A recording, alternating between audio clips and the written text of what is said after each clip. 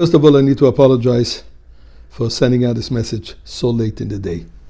But I've been traveling most of the day, and I simply didn't get around to it. But I'm telling you, you want to hear what I'm going to share. But before we do that, let us say the new chapter of Tehillim from the Rebbe, chapter 124. Shir Amalis LeDavid, Luli Adonai Shoyalonu V'kum Aleinu. Excuse me. Shir Amalis LeDavid, Luli Adonai Shoyalonu Yemanu Yisrael. Luli Adonai Shoyalonu V'kum Aleinu Odom. Azai Chaim Eloheinu B'charei Samam Bonu. Azai Hamayim Shtafunu Nachlo B'alav Sheinu. Azai B'alav Sheinu Hamayim Azidoinim. Baruch Adonai Shaloinu Senonu Te'av D'Shuneim. נפשנו כציפורנים מלאותו מטבחיה, כשמפח נשבר ואנחנו נמלאותנו. עזרנו בשם אדוני עושה שמיים ואורץ. Let's give some tzedakah. And I'm not going to tell you anything new by saying that the whole Seder, the story, the Haggadah of the Seder, is based on four. You know about that. But I want to tell you something which there's a good chance you don't know. What else does this four represent? So we have the four sons. We have the four questions.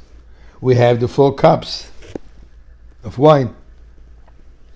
These basically are related to the four expressions of redemption in the Chumash. V'etzesi, God says, I took you out. V'itzalti, I saved you. V'lokachti, I have taken you. V'ga'alti, I have redeemed you. Those are the four expressions, and therefore for each one of those expressions of redemption, we drink another cup. But you know what? It's also related to the name of God. Yud, the four letters of God's name. Yud, and then the letter Hey, and then the letter Vav, and the letter Hey. Kabbalah is also related to the four worlds. Atzilus, Bria, Yetzir, Asiyah. But I want to share with you what the Shalach HaKadosh says. It is based, the whole structure of the Haggadah is based on our four matriarchs. Sarah, Rivka, Rachel, and Leah. And how so? The first cup we drink by Kiddush. What do we say by Kiddush? God has chosen us. God has chosen the Jewish people from amongst all the nations and given us a special mission, special privilege, special responsibility, the uniqueness and the particularity of the Jewish people. This is the first cup. Now, as we know, Sarah, our matriarch Sarah, that's what she was doing her whole life. She was, it says that Avraham megayer gerim and Sarah megayeres geros. Sarah was influencing, bringing godliness into the world, to the people, to recognize the oneness of God, which eventually, from it came the Jewish people. So Sarah is the forerunner that is establishing, together with her husband, establishing the presence of God in this world. Kiddush, sanctity, sanctifying the day.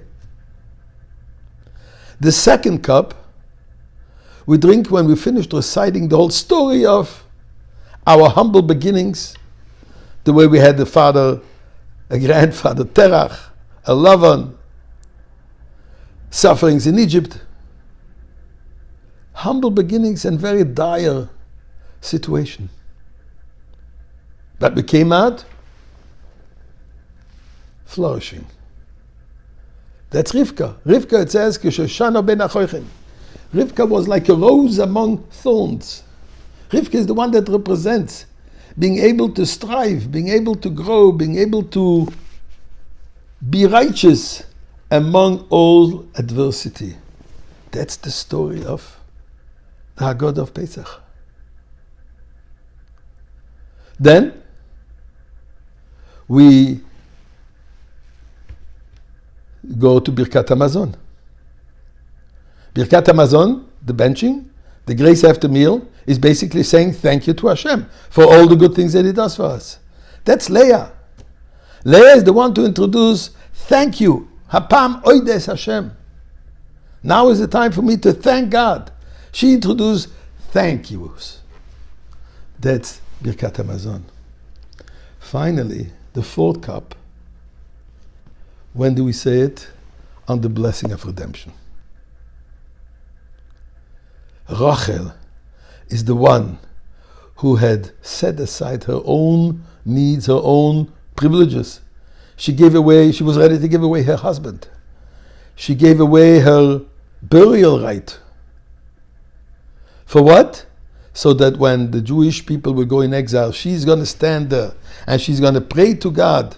Rachel mevakal boneh. Rachel is crying to God, please take him out of exile.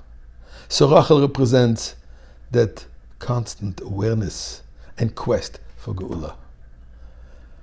This is the structure of the Haggadah.